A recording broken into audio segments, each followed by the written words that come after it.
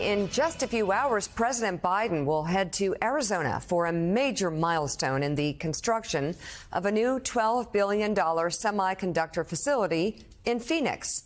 The president will be in town as the Taiwanese company TSMC holds a first tool-in ceremony at its facility today, signifying the building is ready for the first of the manufacturing equipment to be moved inside. TSMC is the world's largest contract chip maker. Joining us now, the director of the White House National Economic Council, Brian Deese. So, Brian, if you can talk about why the president is putting a frame around this plant in Arizona, not just for what it can do, but our dependence on items from abroad, from overseas, geopolitically, the importance.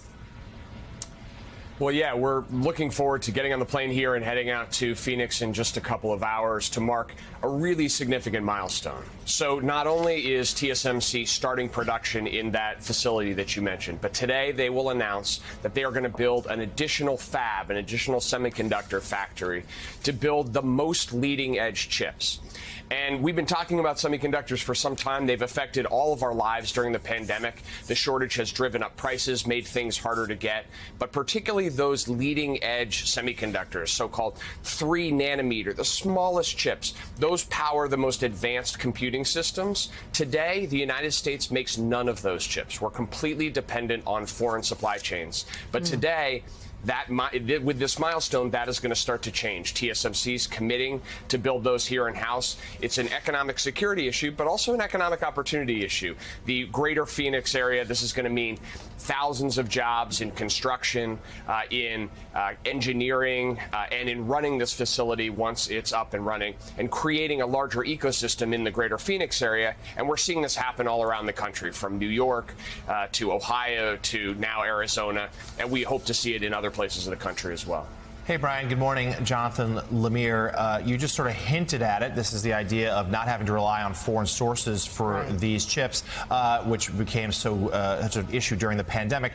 But if you could put it in a broader context about what this means about the economic rivalry with China, which we hear from President Biden frequently. Look, we are in an economic competition with China. You've heard it from the president, and you know that that's the case. But we also, if you think on a broader global level, one of the things that we learned from this pandemic was the incredible dependency that we have when our supply chains are not secure. And semiconductors is a classic example of this. We used to produce 40% of the world's semiconductors. That's now fallen to 12. But in these advanced areas, these leading edge chips I was mentioning, we literally produce 0%. We're very dependent on foreign supply chains, and we're principally dependent on chips that are produced in Taiwan. That creates a geopolitical vulnerability, but it also creates an economic vulnerability as well. It's one of the big motivators behind the Bipartisan CHIPS Act that we passed to encourage more production here in the United States. And now, only a couple of months after the passage of that legislation, we're seeing this in practice. We're seeing it play out with TSMC, that Taiwanese chip manufacturer, coming and saying, we are going to build that capability here in the United States.